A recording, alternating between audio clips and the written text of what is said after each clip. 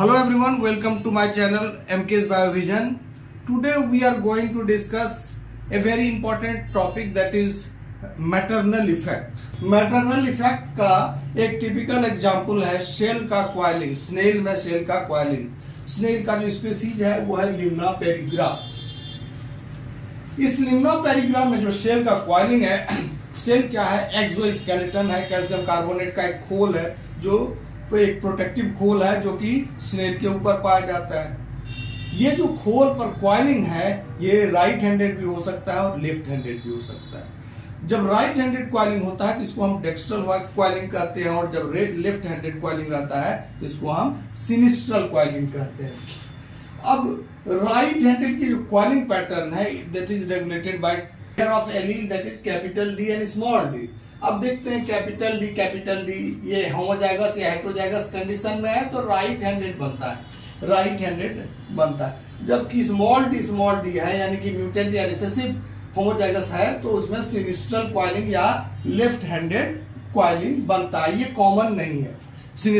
Dextral coiling is normal but this is a mutant condition, ये sinistral type.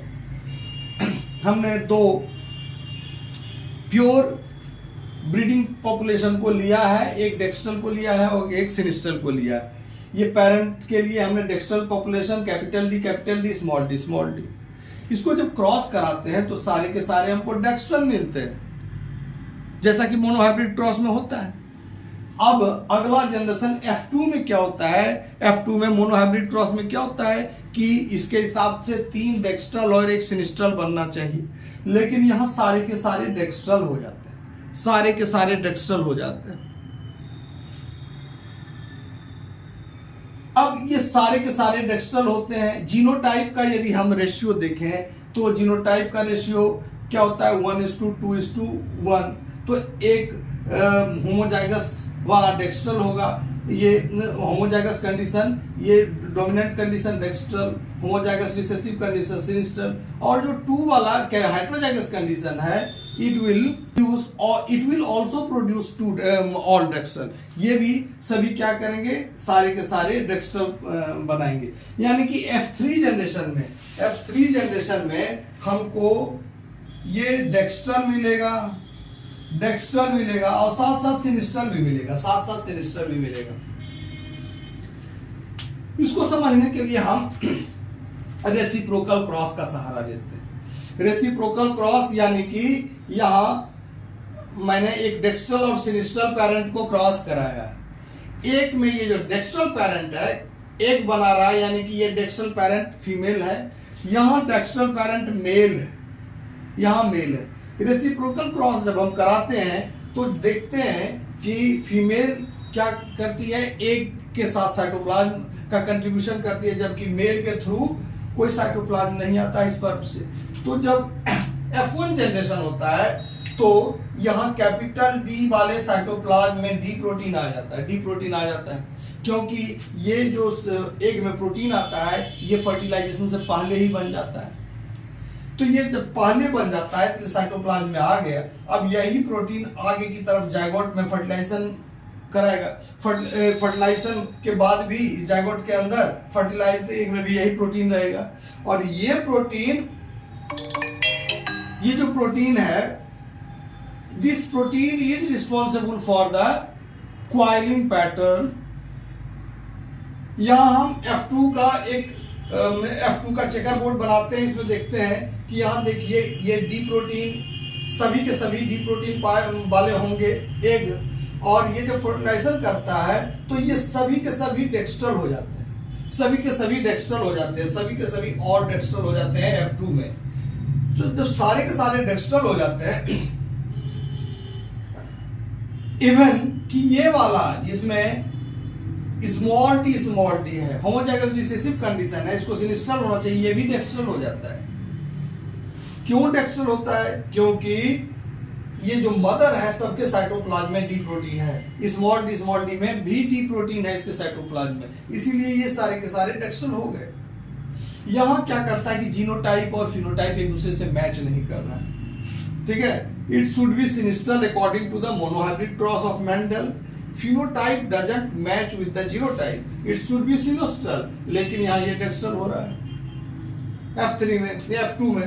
अब यहाँ देखते हैं जब हम इसका रेसिप्रोकल क्रॉस कराते हैं, यहाँ देखिए ये जो फीमेल पेरेंट है स्मॉल डी है, यहाँ इसके साइटोप्लाज्म में डी प्रोटीन नहीं है, क्लियर है, साइटोप्लाज्म क्लियर है, डी प्रोटीन नहीं है। अब इस एग में जब डी प्रोटीन बना ही नहीं है तो जायगोट के बाद क्या होगा, ये सिनिस्ट्रल होगा क्योंकि डी प्रोटीन नहीं है। तो डी प्रोटीन के बाद ऑल क्या हो गया, यहां देखिए सारे के सारे सिनिस्ट्रल हो गए। लेकिन ये जो है F1 जनरेशन सिनिस्ट्रल हो गया, लेकिन F2 जनरेशन सारे के सारे डेक्स्ट्रल होंगे। क्यों डेक्स्ट्रल होंगे, क्योंकि ये खुद तो सिनिस्ट्रल है, लेकिन ये क्या करेगा, जब अपना एग बनाएगा तब उसमें कैपिटल डी का प्रेजेंट है तो वो डी प्रोटीन बनाना शुरू कर देगा। तो उसमें जब डी प्रोटीन बनेगा इसीलिए सारे के सारे डेक्स्ट्रल हो जाएंगे। अब ये सारे के सारे डेक्स्ट्रल हो जाएंगे। फिर F3 में क्या होगा, F3 में फिर इस जैसे ही ये वाला जीनोटाइप आएगा होमोजाइगस, तो होमोजाइगस रिसेसिव, तो ये आगे ये क्या होगा, सिनिस्ट्रल बन जाएगा। ये सिनिस्ट्रल बन जाएगा इसलिए क्योंकि F2 सारे के सारे डेक्स्ट्रल हैं, लेकिन F2 में क्या है कि देखिए सारे के सारे डेक्स्ट्रल हैं, लेकिन एक इसमें ऐसा भी केस है जो कि डेक्स्ट्रल तो है लेकिन जीनोटाइप इसका स्मॉल डी है, वो आगे चल के सिनिस्ट्रल ही बनेगा, वो आगे चल के सिनिस्ट्रल बनाएगा क्योंकि उसका जीनोटाइप में कैपिटल डी है ही नहीं, तो डी प्रोटीन नहीं बना पाएगा ये। तो ये कंडीशन है। तो इस तरह से अब इस चीज को हम कैसे समझ सकते हैं, ये मैटरनल इफेक्ट क्या होता है, शॉर्ट लिव्ड होता है, यानी कि ये मदर के एग में फर्टिलाइजेशन से पहले बन जाता है ये प्रोटीन, और ये अर्ली स्टेज ऑफ एम्ब्रियोजेनेसिस में को रेगुलेट करता है। बाद में ये किसी काम का नहीं आता है, एडल्ट में ये प्रोटीन किसी काम का नहीं होता है, ये अर्ली स्टेज ऑफ एम्ब्रियोजेनेसिस को अफेक्ट करता है। तो ये जानने वाली बात है कि अर्ली स्टेज ऑफ एम्ब्रियोजेनेसिस में ही सेल के क्वाइलिंग के पैटर्न का निर्धारण होता है। सेल का क्वाइलिंग राइट हैंडेड हो या लेफ्ट हैंडेड हो, इसका निर्धारण क्या होता है, फर्टिलाइजेशन से पहले ही हो जाता है। यानी कि this process maternal effect is a pre determined, sex determination से पहले ही निर्धारण हो जाता है कि क्वाइलिंग का पैटर्न कैसे होगा। तो जिस तरह का साइटोप्लाज्म में यदि डी प्रोटीन है तो इसका अगला जनरेशन डेक्स्ट्रल, डी प्रोटीन नहीं है साइटोप्लाज्म में तो अगला जनरेशन सिनिस्ट्रल होगा। इस चीज को समझने के लिए हम 2-3 पॉइंट से हम इसको समझ सकते हैं। इसको the particular phenomena can be explain, ये साइटोप्लाज्मिक इनहेरिटेंस से बिल्कुल अलग है। साइटोप्लाज्मिक इनहेरिटेंस साइटोप्लाज्मिक जीन या फिर के कारण होता है, ये माइटोकॉन्ड्रिया क्लोरोप्लास्ट पर पाया जाता है जनरली तो ये जो ऑर्गेनिज्म सॉरी तो इसका जो प्रभाव होता है ये एक एडल्ट में भी एक्सप्रेस होता है और थ्रू आउट एक्सप्रेशन हो सकता है इसका। तो कोई जरूरी नहीं कि माइटोकॉन्ड्रियल जीन का प्रभाव जो है ये परसिस्टेंट होता है, साइटोप्लाज्मिक जीन इनहेरिटेंस परसिस्टेंट होता है, जबकि मैटरनल इफेक्ट जो होता है शॉर्ट लिव्ड होता है। Maternal effect is different from maternal inheritance, यानी कि साइटोप्लाज्मिक जीन के कारण जो होता है। Maternal effect is due to expression of maternal nuclear gene which regulates early stage of development. ये केवल अर्ली स्टेज ऑफ डेवलपमेंट को कंट्रोल करता है, बाद में ये नहीं काम आता है। Maternal effect is due to RNA and protein present in egg before fertilization। ये फर्टिलाइजेशन के पहले ही जो प्रोटीन और आरएनए बनता है उसी के द्वारा ये जो फिनोटाइप आता है उसी के कारण बनता है। Maternal effect has short duration, it is not transmitted to next generation. क्योंकि मैटरनल इफेक्ट क्या होता है, उसके मदर के साइटोप्लाज्म में एग और ये प्रोटीन और आरएनए से आता है, डीएनए पर नहीं रहता है, इसीलिए इसका ट्रांसमिशन नेक्स्ट जनरेशन में संभव नहीं है, क्योंकि it is not a gene, it is something it present in the cytoplasm which is protein और आरएनए। प्रोटीन और आरएनए के कारण होता है, न कि डीएनए के कारण होता है। In case of cell coiling pattern is pre determined before fertilization. Fertilization से पहले इसका डिटर्मिनेशन हो जाता है।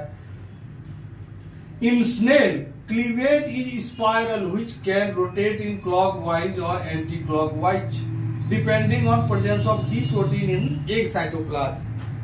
अब फर्टिलाइजेशन से पहले एग में कौन सा प्रोटीन है, डी प्रोटीन है या डी प्रोटीन नहीं है, इस पर डिपेंड करता है कि जो क्लीवेज होता है, सेल डिवीजन होता है जायगोट का, अर्ली सेल डिवीजन होता है, वो इस केस में स्पाइरल होता है, मोलस्क में स्पाइरल क्लीवेज होता है। तो स्पाइरल क्लीवेज का जो पैटर्न है वो क्लॉकवाइज होता है या एंटी क्लॉकवाइज होता है, इस पर डिपेंड करता है सेल का क्वाइलिंग। तो ये जो सेल का क्वाइलिंग है ये डिपेंड करता है अर्ली स्टेज में जो स्पाइरल क्लीवेज का प्लेन किस तरह से बनता है उस पर डिपेंड करता है। तो एक बार वंस दिस ये पैटर्न जब एक बार सेट हो जाता है, ये राइट हैंडेड हो या लेफ्ट हैंडेड हो, एक बार जब सेट हो जाता है तो सेल उसी तरह का बन जाता है। यानी ऑर्गेनिज्म, एवं की ऑर्गेनिज्म स्मॉल डी वाला भी हो तो उसको उसी मेश राइट, ये है इसको सिनिस्टर में खोल में जाना चाहिए, ये राइट हैंडेड वाले में ही अपने को रखना पड़ता है, क्योंकि ये साइटोप्लाज्म के कारण, ये एक साइटोप्लाज्म के कारण इसका डेक्स्ट्रल इसका क्वाइलिंग हो चुका है। तो इसको एक जनरेशन के लिए तो अपने आप को वंस द ये coil cleavage pattern is set, the coiling is determined. तो क्वाइलिंग एक बार राइट हैंडेड हो गया तो अब आगे राइट हैंडेड ही रहेगा थ्रू आउट लाइफ, उसी में वो ऑर्गेनिज्म रहेगा। तो यहाँ इस तरह से देखिए कि ये snail cleavage spiral which can rotate in clockwise और anti clockwise direction depending upon presence of D protein in egg cytoplasm. अब यहाँ ये हेटेरोजाइगस कंडीशन है, ये डेक्स्ट्रल है, लेकिन ये जब एग बनाएगा तो इसके अंदर डी प्रोटीन पाया जाता है। डी प्रोटीन पाया जाएगा तो अगला जनरेशन डेक्स्ट्रल होगा, चाहे जिसका जीनोटाइप कैसा भी हो। अब ये हेटेरोजाइगस है तो जीनोटाइप स्मॉल डी वाला तो आएगा ही, लेकिन ये जो चूंकि एक साइटोप्लाज्म में डी प्रोटीन है तो ये डी स्मॉल डी के बावजूद भी ये डेक्स्ट्रल बनेगा। लेकिन ये जब अपना एग बनाएगा तो उसमें डी प्रोटीन नहीं पाया जाएगा और इसका अगला जनरेशन सिनिस्ट्रल होगा। आई थिंक कि आज का टॉपिक आप लोगों को समझ में आया होगा। This is very important topic और जेनेटिक्स में अक्सर इसको लेकर कंफ्यूजन होता है। I think the things has become clear now, और